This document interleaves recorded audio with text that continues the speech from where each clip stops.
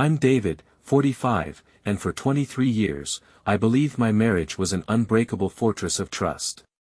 That was my fundamental lie, a delusion I meticulously maintained until a single, careless remark shattered everything. It happened right after Sophia's car accident. Her new colleague, Marcus Thorne, casually mentioned seeing her in an emerald green gown at a gala she swore she'd never attended. One offhand comment, and my world tilted. What followed wasn't a slow realization, but a brutal, rapid-fire exposé. In mere days, I uncovered secret hotel rendezvous, illicit transfers from our joint savings, and a meticulously planned divorce that would leave me with nothing. The woman who kissed me goodbye each morning, her lips tasting of new lipstick, was the architect of my destruction, completely oblivious that her carefully constructed facade was already crumbling. Before I tell you what happened next, please take a moment to like and subscribe, but only if this story resonates with you, and drop a comment telling me where you're watching from and what time it is there.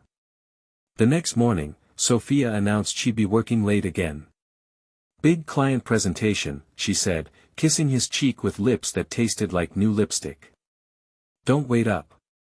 After she left, David made a decision that would have been unthinkable a month earlier. He called in sick to work and followed his wife. Sophia's office building was downtown Atlanta, a sleek glass tower that housed Horizon Health Solutions along with several other firms. David parked across the street and waited. At 11:47 a.m., Sophia emerged from the building and walked 3 blocks to a trendy coffee bar. Marcus Thorne was already there, sitting in a corner booth. David watched through the window as his wife slid into the seat across from Marcus. She leaned forward, laughing at something he said. Marcus reached across the table and touched her hand. Sophia didn't pull away. They sat there for 43 minutes. David timed it. When they finally left, Marcus's hand was on the small of Sophia's back, guiding her toward the parking garage.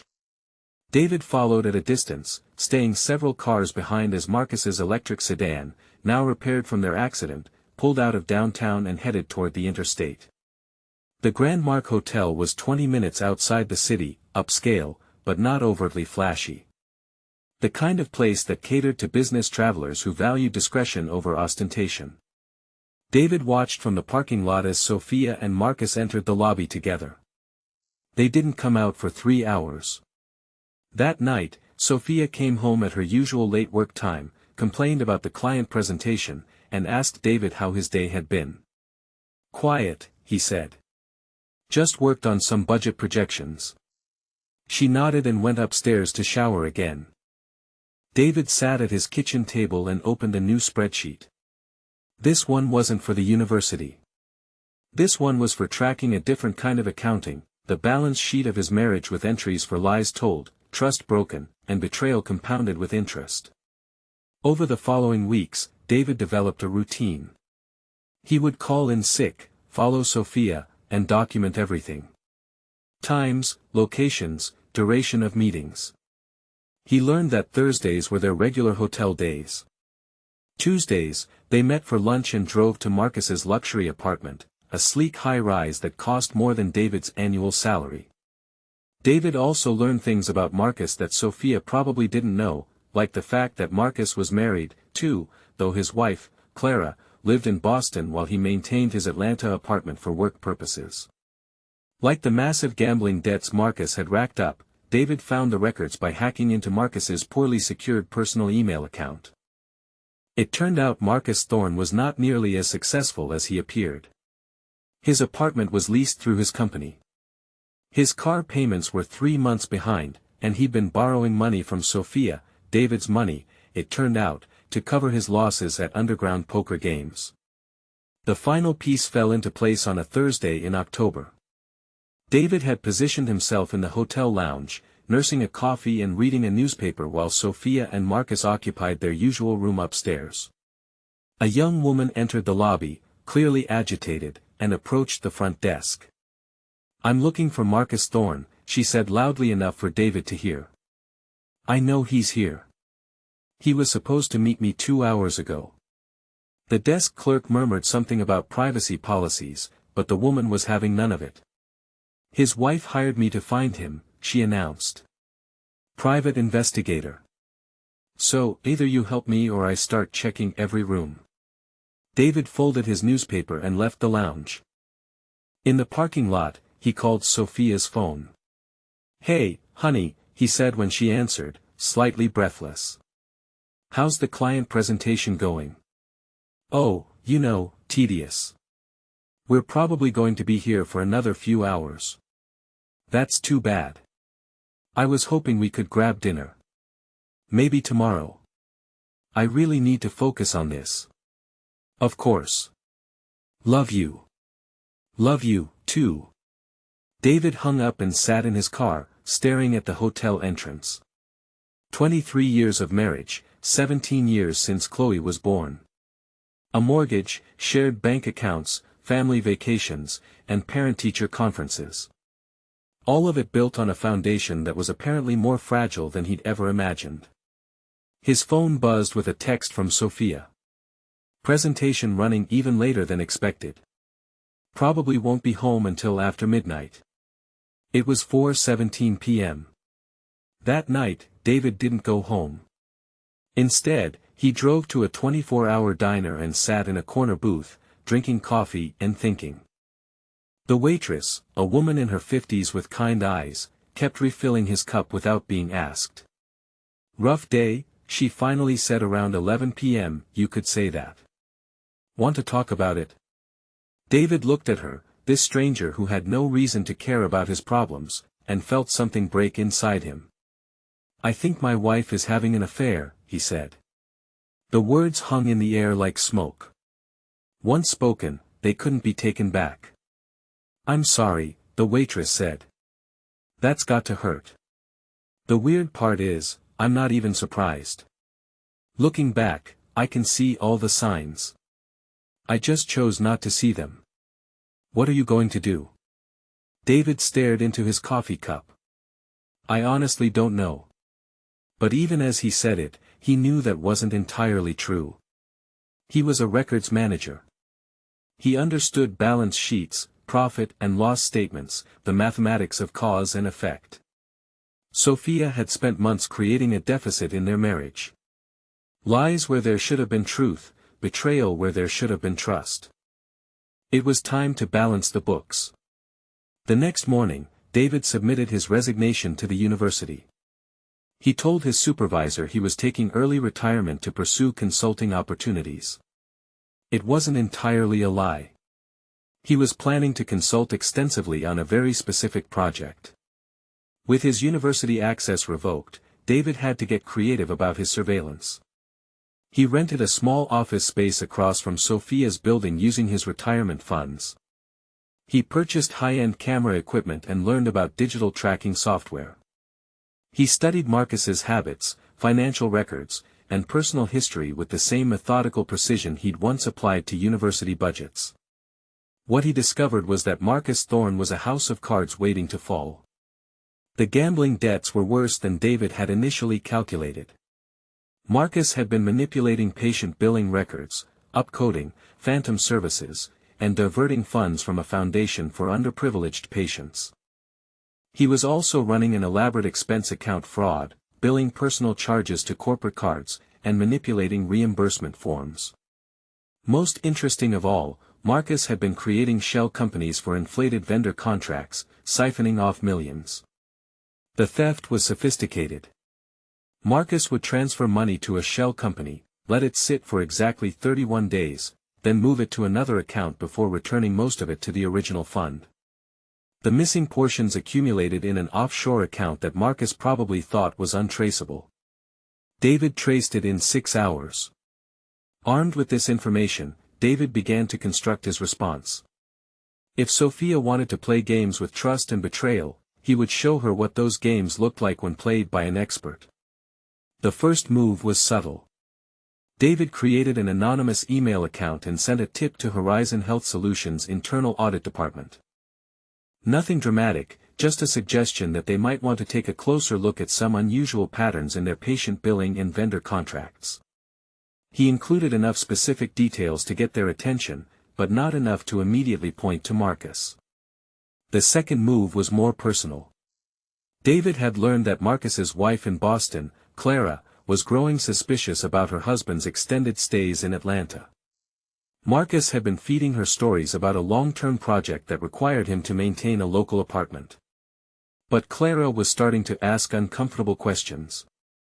David called Clara's office in Boston, identifying himself as a colleague of Marcus's who was concerned about some irregularities in shared project files.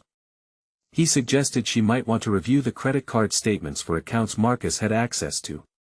He was careful to sound worried rather than accusatory, just a concerned coworker looking out for a colleague's family. The third move targeted Sophia directly. David had installed monitoring software on their home router, giving him access to everything Sophia did online. He discovered that she'd been researching divorce attorneys and had even scheduled a consultation for the following week.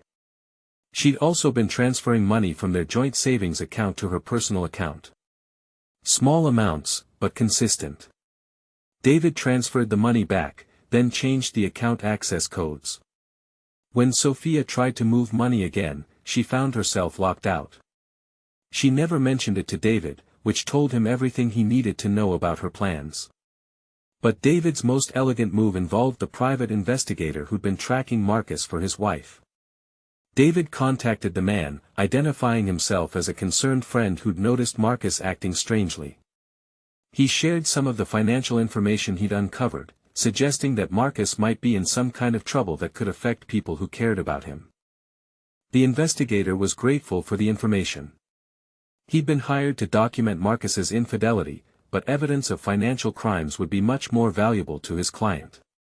Within 2 weeks, Marcus's carefully constructed life began to unravel. The internal audit at Horizon Health Solutions expanded from a routine expense review to a full investigation. Clara Thorne arrived in Atlanta unannounced, armed with credit card statements and bank records that painted a very unflattering picture of her husband's activities. David watched it all unfold from his rented office across the street. He saw Marcus arriving at work earlier and staying later, clearly trying to manage multiple crises. He saw Sophia growing increasingly agitated, her phone calls more frequent and urgent. The breaking point came on a Thursday. David positioned himself in the hotel lounge as usual. But this time, Marcus and Sophia's meeting was brief and heated. Even from across the lobby, David could see that they were arguing. Sophia left after 20 minutes, her face flushed with anger. That evening, she came home earlier than she had in weeks. "How was work?" David asked, looking up from the book he was pretending to read. "Stressful," Sophia said. "There's some kind of audit happening. Everyone's on edge." "Audit? That sounds serious." "It's probably nothing. You know how these corporate things go. Lots of drama over paperwork." But David could see the worry in her eyes. Sophia was smart enough to know that audits didn't happen without reason, and she was probably wondering what Marcus might have done that could reflect badly on her. Over the next few days, David watched his wife's confidence erode. She jumped every time her phone rang. She stayed late at work, but David knew she wasn't meeting Marcus. He was too busy trying to save his own career to continue their affair. The final domino fell when Clara Thorne filed for divorce and simultaneously contacted the FBI about her husband's financial activities. Marcus was arrested at his office on a Friday morning, charged with embezzlement, wire fraud, and tax evasion.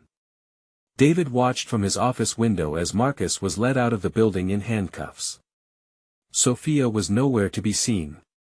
She'd called in sick that morning claiming she had the flu. That weekend, David made his own decisive move. He printed out every document he'd gathered over the past 2 months. Financial records, surveillance photos, email printouts, phone logs, hotel receipts. He organized them in a manila folder with the same precision he'd once used for university audit reports. Then he sat Sophia down at their kitchen table and placed the folder in front of her. "I know," he said simply. Sophia stared at the folder without opening it. Her face went through a series of expressions: surprise, denial, calculation, and finally, resignation. How long have you known? She asked. Since the car accident. Marcus mentioned seeing you in an emerald green gown at a gala you never told me about. Sophia opened the folder and began flipping through the documents. David watched her face as she saw the surveillance photos, the hotel receipts, the records of money transfers. This is a lot of work, she said quietly. I'm good at my job. What do you want? The question hung between them like a challenge. David had been asking himself the same thing for weeks. What did he want? An apology, an explanation, his wife back. I want you to understand what you've cost, he said. Sophia looked up from the folder. What I've cost. 23 years of marriage. Chloe's respect for her mother. My ability to trust anyone ever again. Marcus's career, though I suppose he managed that himself. His marriage. Your job eventually. My job. David reached across the table and opened the folder to a specific page. Horizon Health Solutions doesn't know yet that you've been having an affair with Marcus, but they will. Internal audit investigations are very thorough. They'll discover that you've been covering for his expense account irregularities, helping him manipulate patient billing records, and using company resources for personal meetings. Sophia's face went pale. You can't prove that. I can prove you've been meeting him during work hours, using company time for personal business. I can prove you've been in his apartment during the day when you claim to be in client presentations. I can prove you took out loans using forged documents, loans that were used to pay Marcus's gambling debts. The last part wasn't entirely true, but David had learned that the most effective lies were built on foundations of truth. You're bluffing, Sophia said, but her voice lacked conviction. David reached into his jacket and pulled out his phone. He scrolled through his photos until he found the one he wanted. Sophia and Marcus entering Marcus's apartment building at 2:17 p.m. On a Tuesday, clearly visible and time-stamped.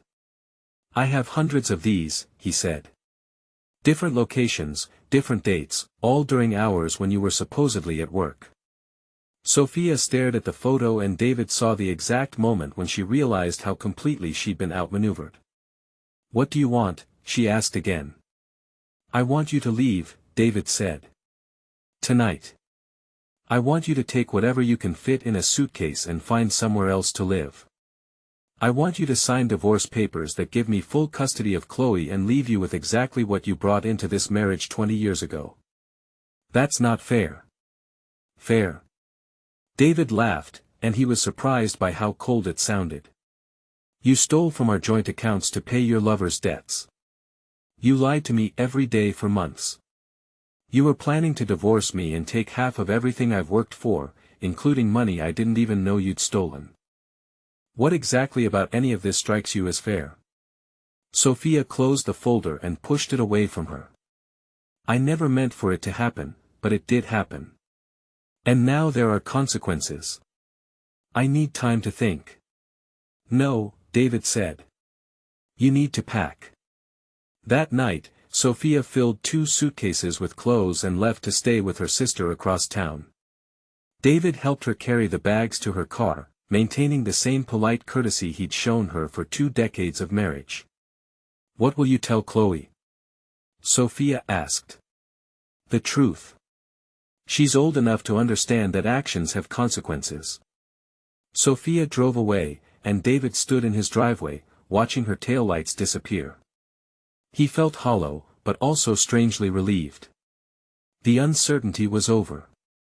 The pretending was finished. Chloe came home from her friend's house an hour later and immediately noticed her mother's absence. Where's Mom? David sat his daughter down in the living room and explained everything. He showed her some of the evidence, not the photos, but the financial records that proved Sophia had been stealing from their family to support another man. Chloe listened without interrupting. When David finished, she was quiet for a long time. I knew something was wrong, she finally said. The way she looked at her phone all the time. The way she seemed happier when you weren't around. I'm sorry you had to find out this way. Are you getting divorced? Yes. Can I stay with you? David felt something tight in his chest loosen slightly. Of course. Over the next few months, David's predictions proved accurate. Horizon Health Solutions completed their internal investigation and terminated Sophia for violation of company policies. She wasn't charged with any crimes. David had been careful to ensure that her involvement with Marcus's schemes appeared naive rather than criminal, but her career in healthcare management was effectively over. Marcus pleaded guilty to multiple charges and was sentenced to 4 years in federal prison. His wife divorced him and moved back to Boston with their children. His apartment was seized as part of asset forfeiture, and his luxury car was repossessed. Sophia found work as a receptionist at a small wellness clinic, making less than half her previous salary. She moved into a studio apartment and drove a 10-year-old sedan. David heard these details through mutual friends who seemed to think he should feel sorry for his ex-wife. He didn't. The divorce was finalized in February. Sophia signed the papers without contesting David's terms. She understood that fighting would only result in more of her secrets being made public. David kept the house, the savings accounts, and custody of Chloe. Sophia received her personal belongings and half the proceeds from selling her car to pay legal fees. David returned to work, taking a position as controller at a smaller university across town. The pay was better, and he found satisfaction in applying his skills to an organization that valued precision and accountability. 6 months after the divorce, Sophia showed up at David's house on a Saturday morning. Chloe was at a friend's house, and David was working in his garden, something he'd taken up since the divorce. "We need to talk," Sophia said. David straightened up, brushing soil from his hands. Sophia looked older, thinner. Her hair was shorter and grayer, and she wore the kind of clothes that came from discount stores rather than department stores. "About what?" "About what you did, to Marcus and to me." David wiped his hands on a towel and studied his ex-wife's face. "What I did? You destroyed us systematically, like we were a problem you needed to solve. You destroyed yourselves. I just made sure there were consequences. Marcus lost everything. His job, his family, his freedom. And for what? Because you couldn't handle the fact that I was happy with someone else." David felt something cold settle in his stomach. Happy? Yes, happy. For the first time in years, I felt alive. Marcus made me feel beautiful, desired, important, and you couldn't stand that. David stared at his ex-wife, and for a moment, he saw her as she used to be, confident, vibrant, the woman he'd fallen in love with in college. But that woman had made choices, and those choices had consequences. "You stole money from our family to pay for your happiness," David said quietly. "You lied to me every day for months. You were planning to leave me with nothing while you started a new life with money you'd stolen from our joint accounts.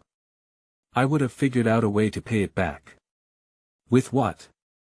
"Marcus's embezzled funds. His gambling winnings." Sophia's face crumpled. "He wasn't a bad person. He just made some mistakes. He was stealing from a foundation for underprivileged patients, Sophia. Money that was supposed to help sick children. Whatever mistakes I've made in our marriage, I never stole from sick children. You didn't have to destroy him completely." David looked at the woman he'd lived with for more than 2 decades, and he realized that he felt nothing for her. Not love, not hate, not even pity. She had become a stranger to him, someone whose moral compass pointed in a direction he couldn't understand. "I didn't destroy Marcus," David said. "I simply made sure that people knew who he really was. If that destroyed him, it says more about him than it does about me." Sophia wiped her eyes with the back of her hand. "What about us? What about Chloe?" "Chloe is fine. She's doing well in school. She has friends, and she's learned an important lesson about the difference between people who keep their promises and people who break them. She won't even take my calls anymore. That's her choice. She's 17, old enough to decide for herself what kind of relationship she wants with her mother. Sophia stared at him for a long moment. "You've changed," she said. "You used to be kind." David considered this. "I used to be naive. There's a difference. I never meant to hurt you. But you did hurt me. And you would have kept hurting me if I hadn't stopped you. That's the difference between us, Sophia. When I realized what kind of person you'd become, I did something about it." Sophia turned to leave, then stopped. "Do you ever think about what would have happened if you just talked to me? If you told me you knew about Marcus and asked me to end it?" David thought about it seriously. "Would you have ended it?" Sophia was quiet for a long time. "I don't know." "Then you have your answer." After Sophia left, David sat on his porch and thought about the conversation. He wondered if he should feel guilty about Marcus's prison sentence, about Sophia's reduced circumstances, about the chain of events he'd set in motion. But he didn't feel guilty. He felt something that had been missing from his life for months. Peace. That evening, Chloe came home and found David reading on the porch. "Mom stopped by earlier," she said, settling into the chair next to his. "I know. She wanted to talk." "What did she say?" "She thinks I was too harsh in how I handled things." Chloe was quiet for a moment. "Do you think you were?" David marked his place in his book and looked at his daughter. At 17, she was already showing signs of the woman she would become. Thoughtful, direct, unafraid of difficult questions. "I think I was exact," he said. "Your mother made choices, and I made sure those choices had appropriate consequences. Maybe someone else would have handled it differently, but I handled it the way I knew how. Like a records manager." David smiled. "Like a records manager." Chloe leaned back in her chair. "I'm glad you did it the way you did. If you'd just forgiven her and taken her back, I would have spent the rest of my life wondering when she was going to lie to us again." David reached over and squeezed his daughter's hand. "You don't have to choose sides." "I'm not choosing sides. I'm choosing to live with the parent who tells the truth." As the sun set over their quiet street, David reflected on the past year. He'd lost a wife, but kept his daughter. He'd lost his trust in people, but gained a clearer understanding of his own strength. He'd lost his naivete, but gained something more valuable, the knowledge that he was capable of protecting the things that mattered to him. His phone buzzed with a text message from an unknown number.